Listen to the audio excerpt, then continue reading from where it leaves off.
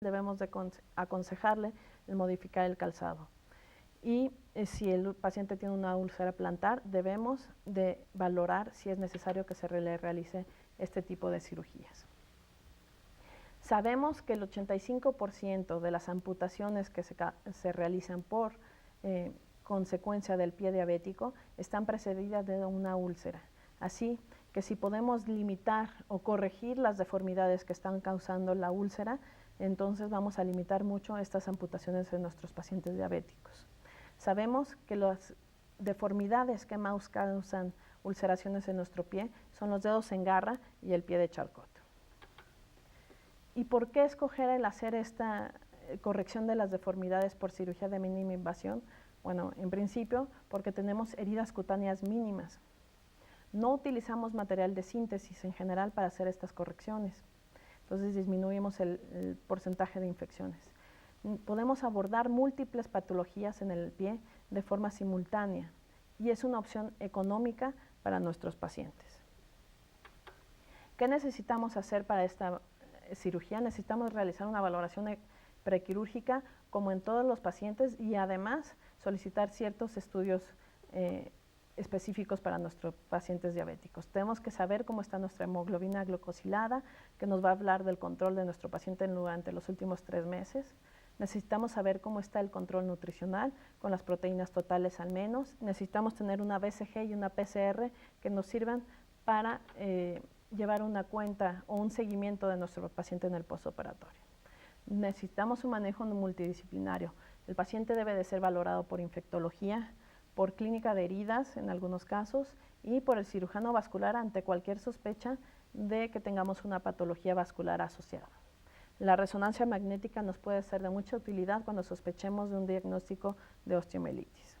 Dentro de los requisitos para nuestra cirugía tenemos los estudios de radiografías, donde vamos a pedir principalmente un estudio dorsoplantar lateral del pie, donde podemos, es más, hasta marcar, como lo tienen aquí, la zona de hiperkeratosis para que nos demos una idea muy clara de cuál es el hueso que está ocasionando esa úlcera o ese callo, o en este caso ese mal perforante plantar.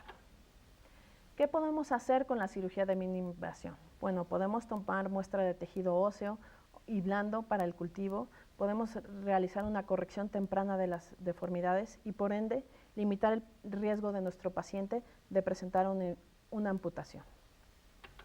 Con la cirugía MIS podemos corregir los ángulos de los dedos del pie para así tener una mejor alineación del mismo. Tenemos varias osteotomías de las cuales podemos hacer uso para hacer esa corrección de las deformidades. Podemos, por ejemplo, en los pies de Charcot, en la fase ya que habíamos quedado en la que ya estaba consolidado, podemos quitar las salientes óseas para permitir el cierre de ciertas úlceras. Por ejemplo, este ejemplo que tienen ustedes en su pantalla es una paciente con una úlcera debajo de la deformidad que se le hizo a medio pie. Esta úlcera había sido manejada por varios médicos durante más de 2 años sin que se lograra el cierre.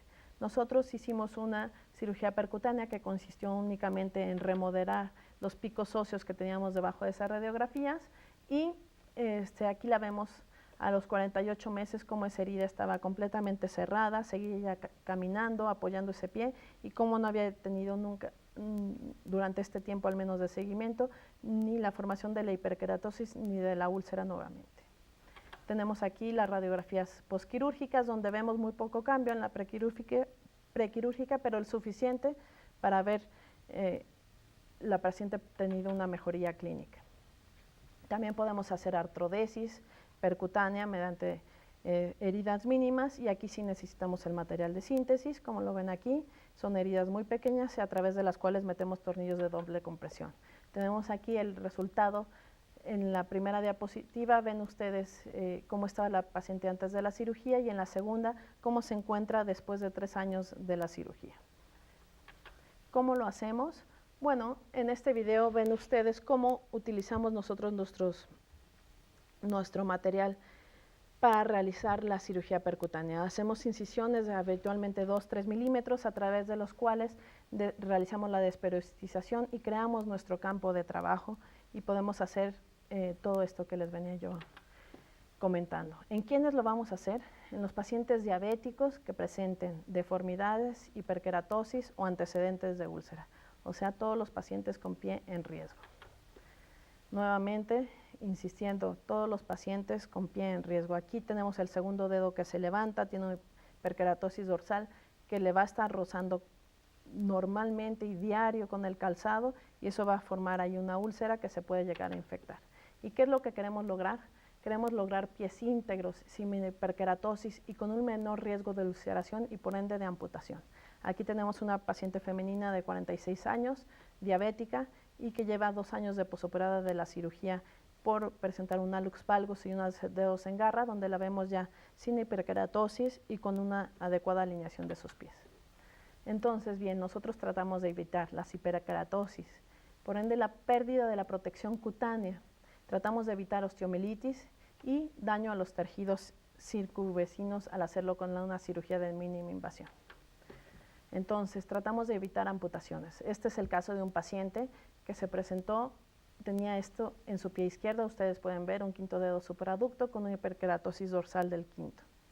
Desgraciadamente, él acudió al hospital por presentar una lesión tipo necrosis del quinto dedo, donde nos decía que había iniciado por ese callo que tenía idéntico en su pie derecho que había rozado con su zapato.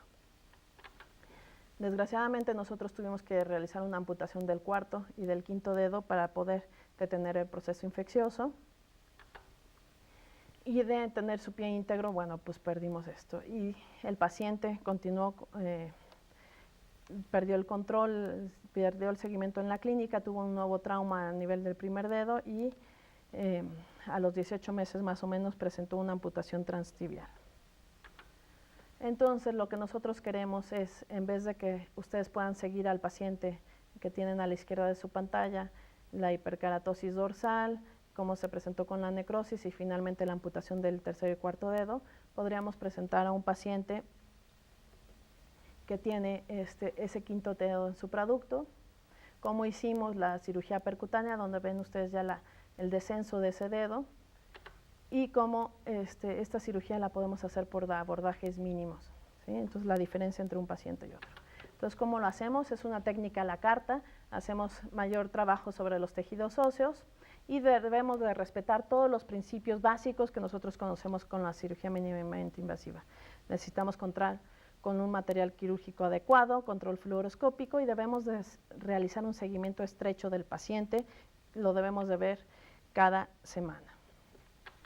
Como conclusiones de la presentación, ojalá y ustedes se lleven que todos los pacientes diabéticos deben de ser valorados de sus pies. No importa el motivo de la consulta por la que lleguen con ustedes, deben de valorarse en los pies. Aquí hay un estudio, ejemplo de un examen muy rápido que le podemos hacer en 60 segundos, donde vemos que en 15 segundos podemos determinar si tiene callos o diferencias en el color de las uñas o en la estructura. En otros 15 segundos podemos palpar los pulsos y podemos ver si la movilidad de sus dedos es adecuada. En 30 segundos podemos valorar su sensibilidad y podemos preguntarle si siente sus pies dormidos o le hormiguean. Entonces, por favor, a todo el paciente diabético que vaya a su consultorio, háganle este examen muy rápido y evitaremos en muchos casos amputaciones innecesarias. Entonces, en el pie en riesgo debemos de tener una detección oportuna, un manejo preventivo. En nuestro pie activo, diabético, debemos de controlar el proceso infeccioso y dejar una extremidad útil para la deambulación.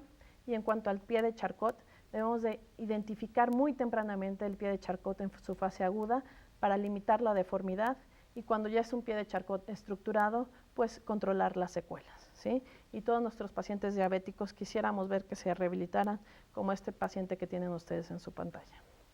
Muchas gracias.